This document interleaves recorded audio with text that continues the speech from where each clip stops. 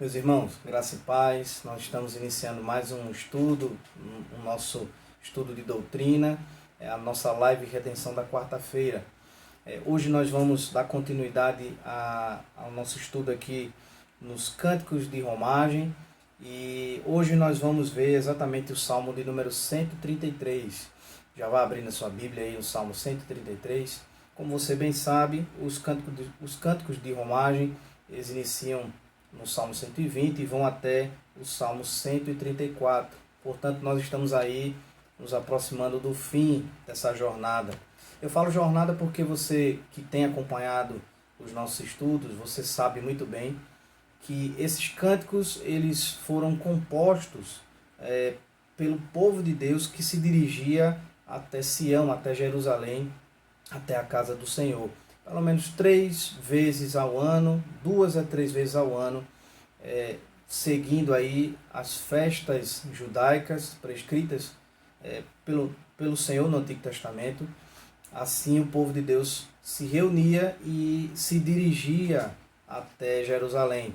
Nesse período, você também já sabe disso, mas é bom lembrar, o povo orava, o povo cantava, o povo então fazia dessa oportunidade de peregrinar, de ir de um lugar para o outro, uma oportunidade de também proclamar sua fé, de louvar a Deus e de pedir também a proteção do Senhor nessa jornada tão perigosa.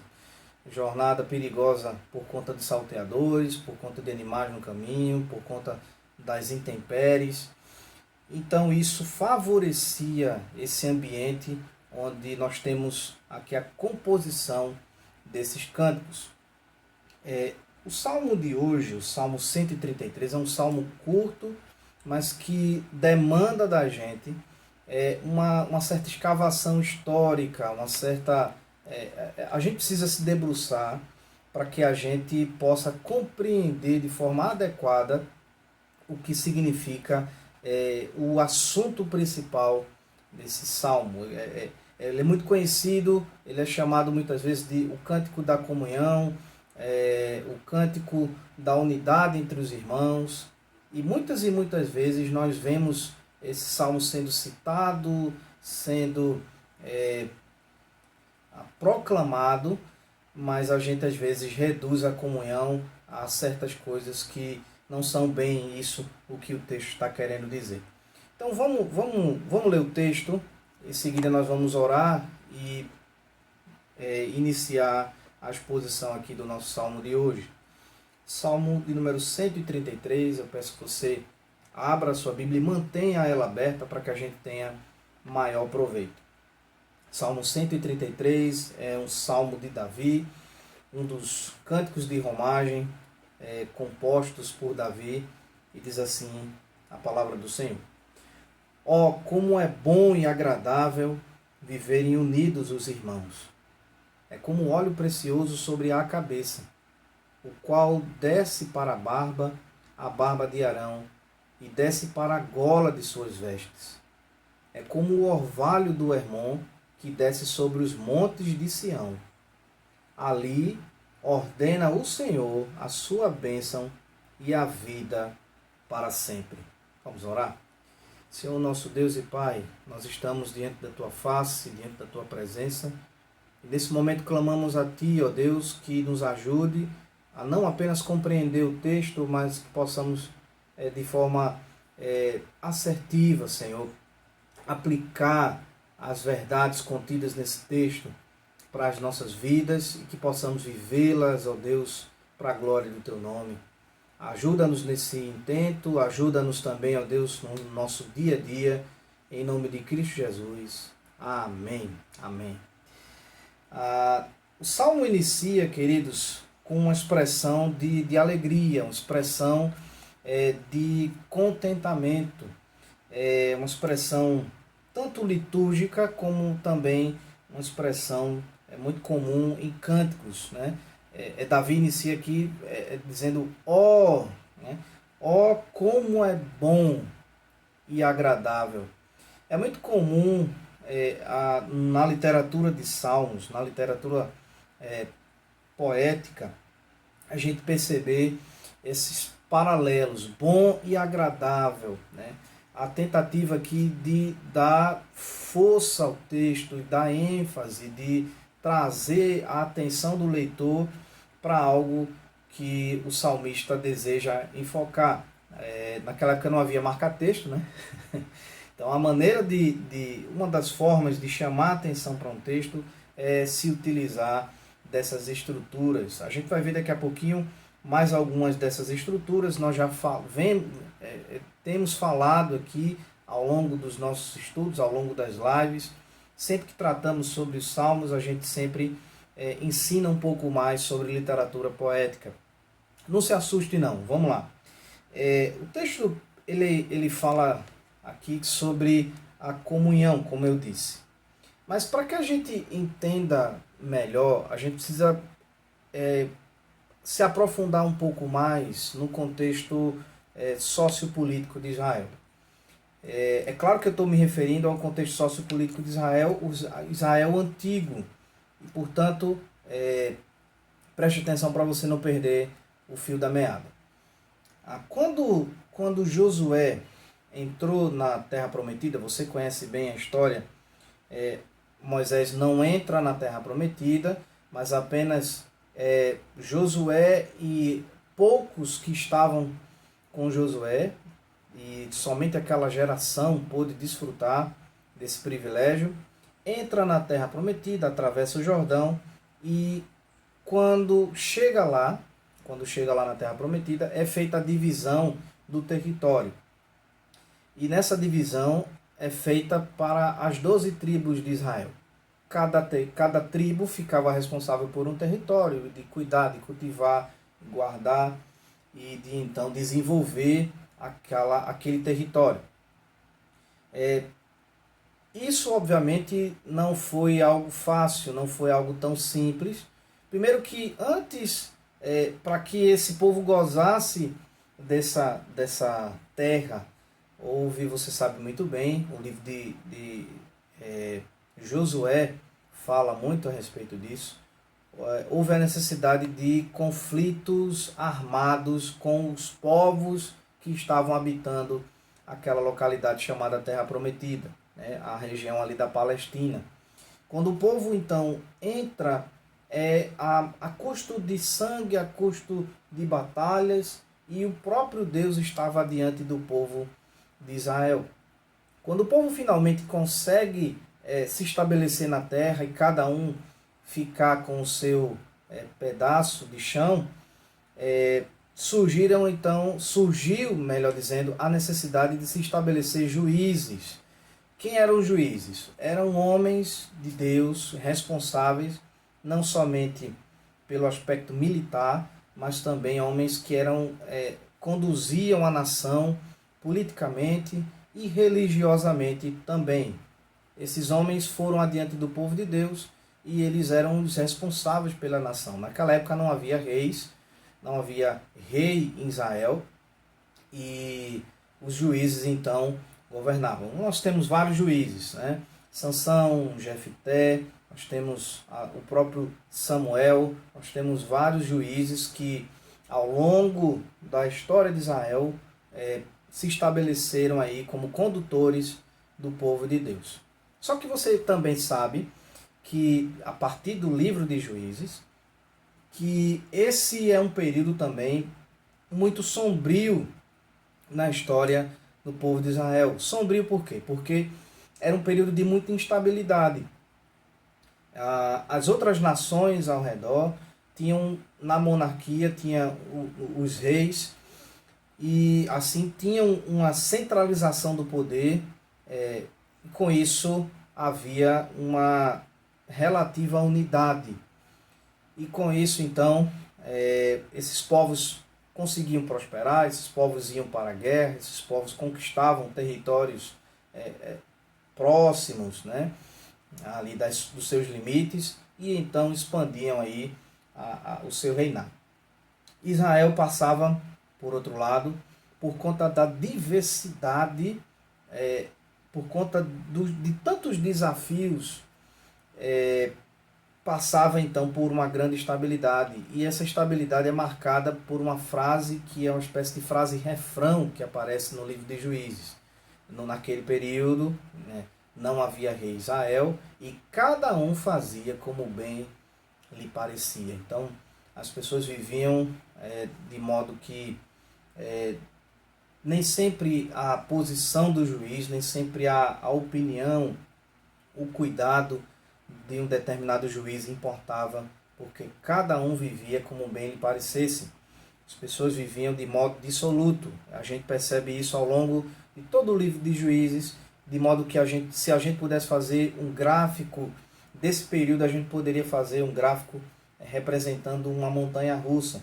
Enquanto um determinado juiz governava Israel, e esse juiz estava bem diante de Deus, estava bem diante do povo, o povo também ia bem diante de Deus, o povo ia bem politicamente, economicamente, e assim caminhava bem. Mas também quando passava por crises, experimentava um grande afastamento de Deus, experimentava também fome, guerras e toda uma série de problemas esse povo então experimentava.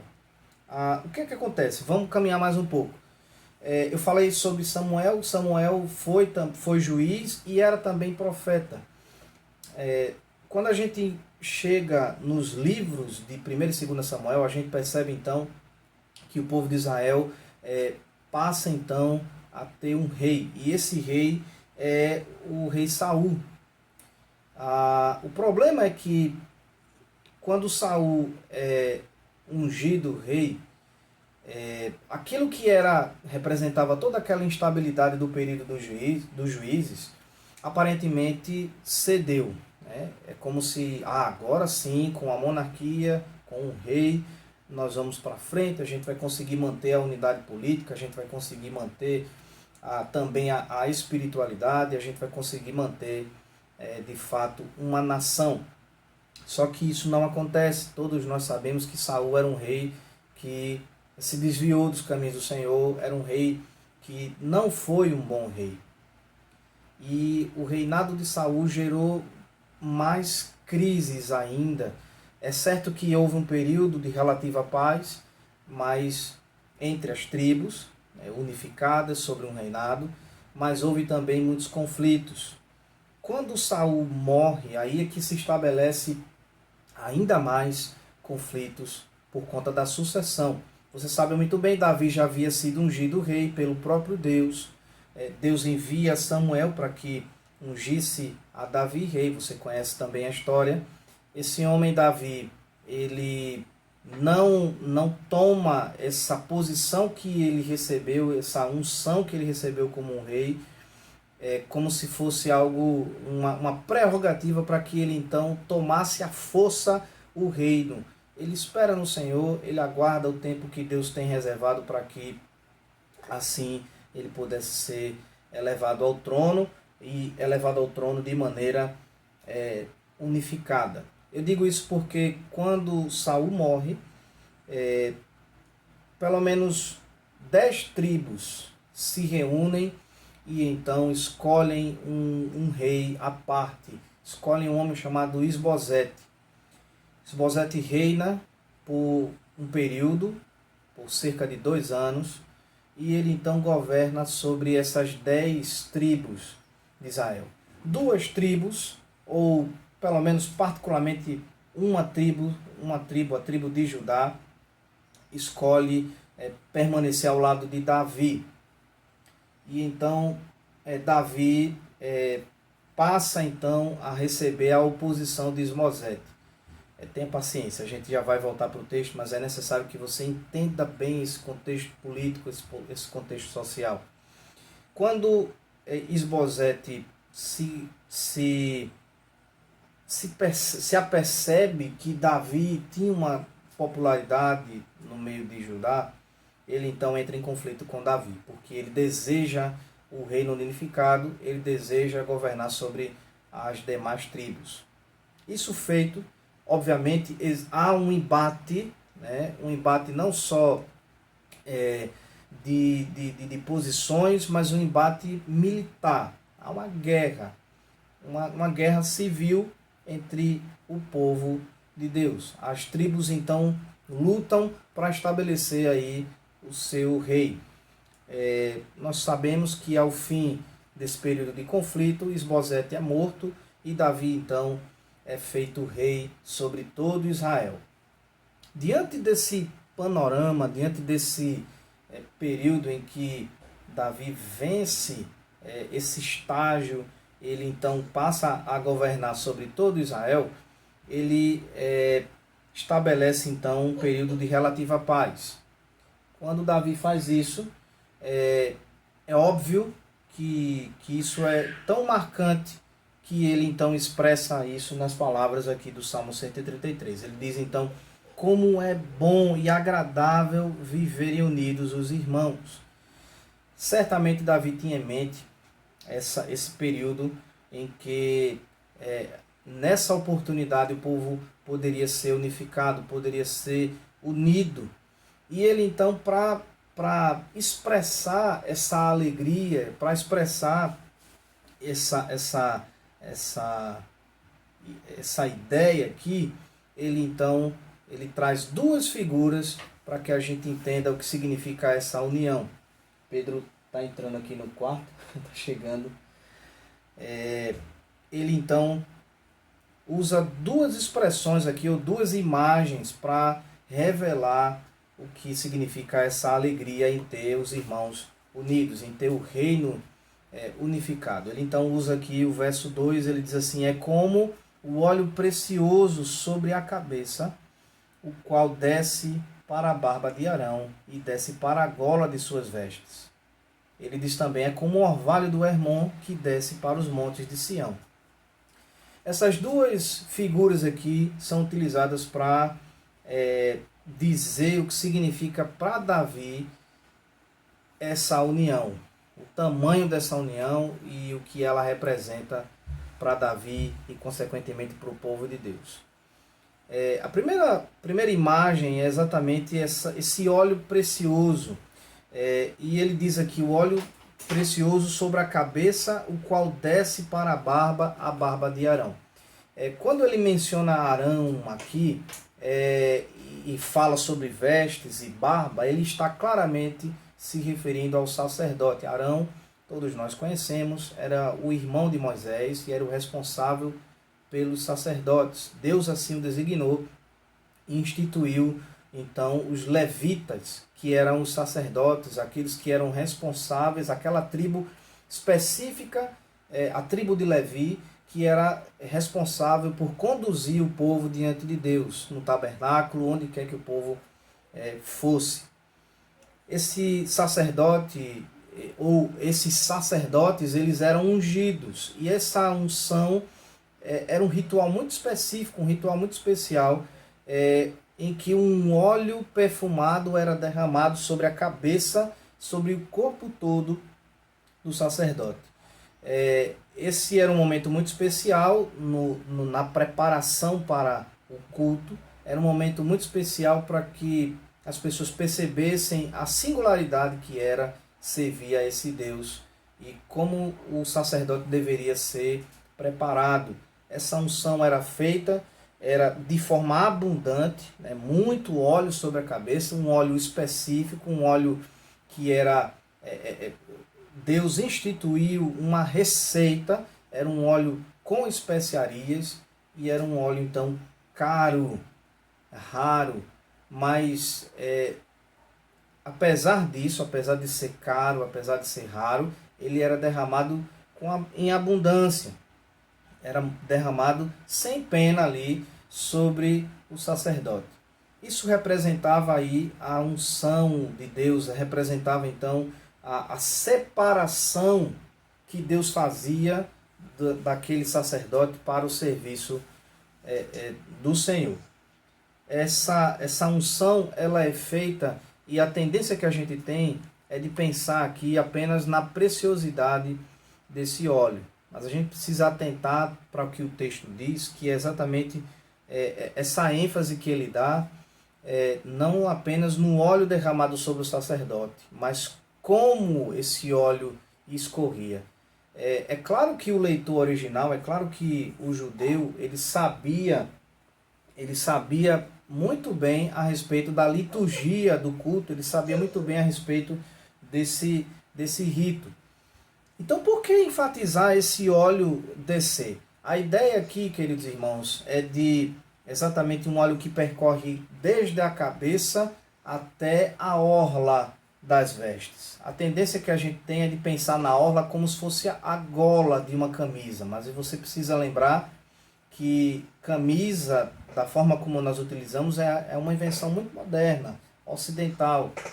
O que os orientais utilizam e utilizavam eram exatamente as vestes talares, né? Aquelas túnicas compridas, e então assim o Salmo descreve esse óleo escorrendo não para a gola, mas para a parte de baixo da túnica. Então era um óleo que percorria da cabeça aos pés, literalmente. Eu quase que perco os óculos agora. Um óleo que percorria da cabeça aos pés. E isso tem um significado muito precioso. E por isso que eu fiz todo aquele plano de fundo histórico, político, para você entender. Essa união, ela percorre não apenas um território de Israel, não apenas uma tribo de Israel, mas a união, a unidade segundo Deus, é uma unidade que percorre todas as tribos, todo o território de Israel, toda a Palestina estava ali diante do Senhor e significava então essa união. E Davi então diz que estava alegre, ele estava se sentindo bem, era algo agradável, era algo bom. É muito bom então perceber a unidade no povo de Deus.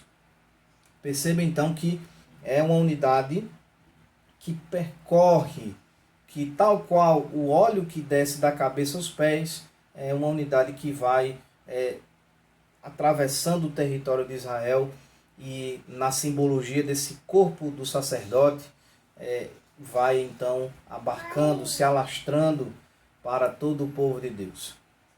A segunda figura que o Salmo utiliza aqui no versículo 3, só são 3 versículos, você sabe, acompanhar a leitura, é exatamente o orvalho do Hermon.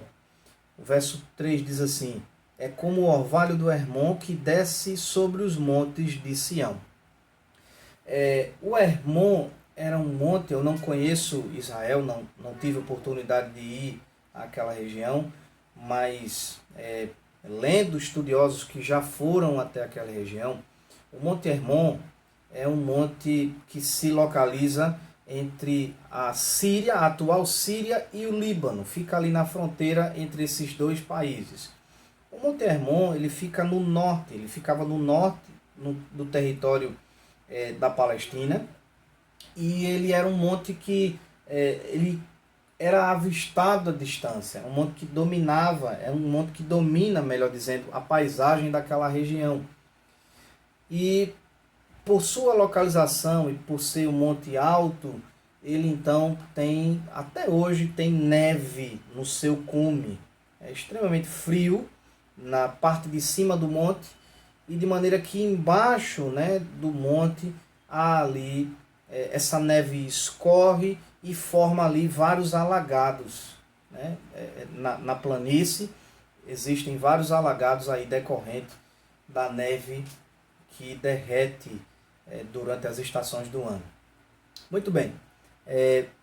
Porém, nós temos um problema, um aparente problema aqui. Porque o texto diz assim: é como o orvalho do Hermon que desce sobre os montes de Sião. O problema é que entre o Hermon e o Monte Sião há uma distância enorme, imensa. Esses montes não são próximos. O Monte Hermon fica no norte e o Monte Sião fica no sul.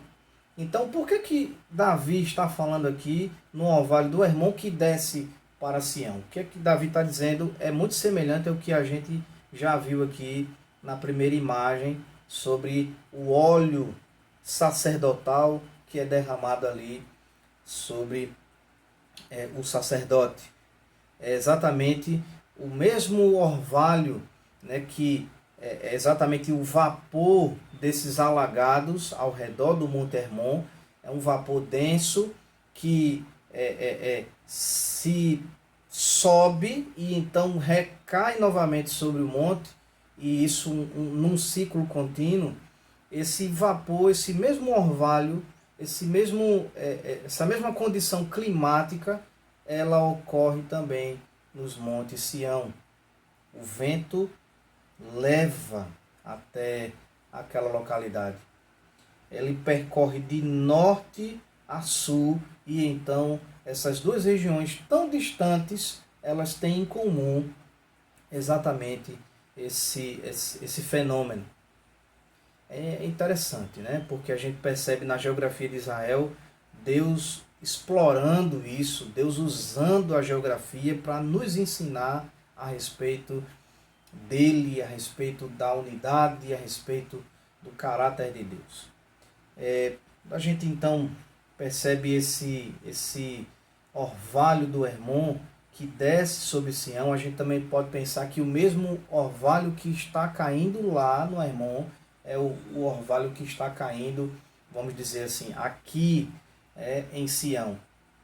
E isso é maravilhoso. Isso para Davi era precioso, ao ponto dele comparar com a união, a unidade do povo de Deus. E então ele arremata dizendo: ali ordena o Senhor a sua bênção. Ali onde? A gente precisa fazer a interpretação de texto, porque imediatamente anterior vem Sião. Então ali em Sião, ali em Jerusalém, o Senhor ordena a sua bênção e a vida para sempre.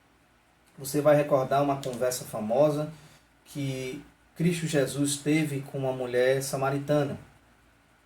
E a mulher samaritana então questionou a certo momento da conversa a Jesus sobre o Messias, sobre a salvação, sobre onde se deveria adorar. E então ela diz assim: onde devemos adorar? E então Jesus então responde que vem a hora, e já chegou, em que Deus procura adoradores que o adorem em espírito e em verdade, não neste monte, não naquele monte, mas em espírito e em verdade. E então Jesus diz uma frase que pode ter soado polêmica para aquela mulher. Ele diz assim: a salvação vem dos judeus.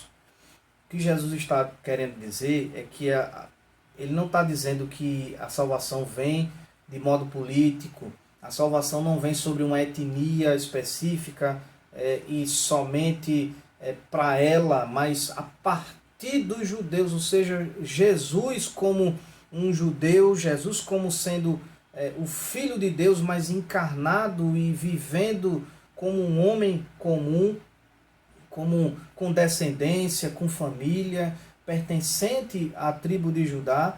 Ele então exatamente ele incorpora essa salvação, ele é o Salvador. A salvação vem dos judeus. O que eu estou querendo dizer aqui é que quando diz o texto assim: ali ordena o Senhor a sua bênção para sempre, o texto está se referindo exatamente a Sião, a Jerusalém, àquilo que Jesus estava falando. Não a cidade em si, mas exatamente ele mesmo sendo essa salvação, ele incorporando essa salvação desse povo. E então a bênção de Deus é algo muito mais significativo. Não diz respeito apenas a um favor, a algo que é recebido, a uma dádiva comum, mas diz respeito também a Shalom de Deus, a paz de Deus, a paz que excede todo entendimento, aquilo que é chamado como a restauração do povo de Israel. É interessante a gente observar também, queridos irmãos, que embora a união, a unidade seja extremamente cara, extremamente desafiador manter a união, a gente percebe como as Escrituras Sagradas apontam para a necessidade dessa união, porque é ali que o Senhor vai ordenar a sua bênção, é no meio da união, é no meio da unidade do povo de Deus que o Senhor vai ordenar a sua bênção, o seu cuidado, a sua salvação no meio do povo da aliança, que ele então se verá representado, se fará representado. Quando a gente pensa então em tudo isso que Davi falou aqui, a gente olha para Cristo Jesus. Eu comecei aqui o nosso estudo falando sobre as 12 tribos e o desafio que foi manter essas 12 tribos unidas. E aí eu me deparo então com o Novo Testamento. Se você abrir aí a palavra do Senhor na Epístola de Tiago, você vai perceber Tiago usando uma linguagem muito peculiar e que é muito propícia para que a gente então entenda o papel da igreja. A carta de Tiago começa exatamente dessa maneira. Ele diz assim: Tiago, servo de Deus e do Senhor Jesus Cristo, as 12 tribos que se encontram na dispersão, saudações. Veja que Tiago usa um linguajar do Antigo Testamento para a igreja. Ele chama a igreja, figuradamente, de as 12 tribos. Essas 12 tribos, elas representam então o povo de Deus. O povo de Deus é chamado a uma unidade que converge em Cristo Jesus. O povo de Deus é chamado para ser unificado, não por conta das semelhanças, não porque é bom estar num gueto, mas o povo de Deus é chamado a uma unidade que reside apenas no Senhor. Ele nos resgatou. Tiago se dirige a um povo que estava disperso, mas que podia ao mesmo tempo ser chamado de tribo, ou povo da aliança, igreja do Senhor. Assim somos nós. Nós somos muitos, somos espalhados pela terra, mas temos um único Senhor, um único Deus. Com isso, queridos irmãos, eu quero concluir estimulando você a buscar as oportunidades de comunhão. Comunhão é assunto sério. Comunhão não diz respeito apenas a comer e beber junto. Mas comunhão diz respeito a se importar e se alegrar com o outro, se entristecer também, chorar com os que choram. É estar presente na vida do outro, é interessar-se pela vida do outro. Davi tinha como motivo de alegria, lá no Salmo 133, nosso estudo de hoje, o fato de, apesar das dificuldades, apesar dos desafios, estar unido. E isso deve ser também o desejo do nosso coração. Que você, nessa noite, possa meditar nessa palavra, que você possa aproveitá-la, que você assim possa ser conduzido pelo Senhor a uma unidade que converge em Cristo Jesus. Nele, como diz o texto da Sagrada Escritura, não há judeu, não há grego, não há bárbaro, não há cita, não há homens e mulheres, mas há um só povo que foi unido pelo sangue do Cordeiro. Muitas vezes nós somos tentados a estabelecer as nossas preferências como regra para os outros. Nós somos tentados a nos afastarmos da comunhão por tantas bobagens. E meu desejo nessa noite é que você possa refletir, à luz desse texto, de que isso não vale a pena.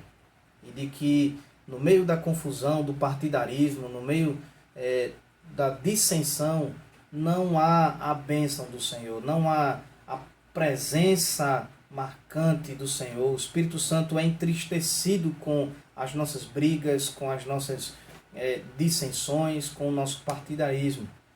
Deus nos chamou à verdadeira comunhão. Comunhão com Ele, comunhão uns com os outros. Essa comunhão não significa que a gente vai pensar do mesmo jeito o tempo inteiro, mas significa que a gente vai se esforçar para, apesar de nos alegrarmos com as diferentes opiniões, com os diferentes tipos e assim nos amoldarmos ao caráter de Cristo. Que Deus os abençoe, que você seja encontrado vivendo essa preciosa comunhão, que você não perca as oportunidades de estar junto com o povo de Deus, de estreitar laços com o povo da aliança e assim gozar da paz do Senhor e da sua bênção. Deus te abençoe. Forte abraço. Nós vamos orar nesse instante. Em seguida, eu quero dar um rápido e importante aviso. Senhor, nosso Deus e nosso Pai, nós te louvamos, te bendizemos. Obrigado, Senhor, porque Tu és o nosso Deus, Tu, ó Deus, nos chama a uma vida de comunhão e nós somos gratos por isso, Senhor. Quão desafiador é vivermos nesse período de isolamento social, de maneira que possamos ter também comunhão. Nos ajuda, Senhor, a termos sabedoria, a termos discernimento de como viver assim, como povo da aliança, como povo chamado para a vida eterna, mas povo chamado para viver também no meio de tantas dores e tantas lutas, mas não para viver sozinho. Nós não estamos sozinhos e por isso nós te agradecemos. Os abençoa, Senhor. Abençoa a Igreja Presbiteriana Redenção. Abençoa cada um daqueles que estão me ouvindo agora. Que o Senhor assim seja glorificado em nome de Cristo Jesus. Amém. Querido, o aviso que tenho para dar para você, nós temos falado em nossa igreja, é que já a partir desse domingo nós estamos de endereço novo. Nós vamos para a Visconde de Suassuna, número 735. A Igreja Redenção está saindo do Seminário Presbiteriano do Norte e estamos nos reunindo agora. Passaremos a nos reunir a partir de domingo no auditório do Grupo Cefap, uma empresa, uma escola de pós-graduação na área de saúde. Nós então estamos ao longo da semana divulgando o endereço, falando a respeito dessa dinâmica. Os nossos horários permanecem os mesmos. Às 6h30 é o nosso culto e você é o nosso convidado. Deus abençoe, forte abraço e até a próxima.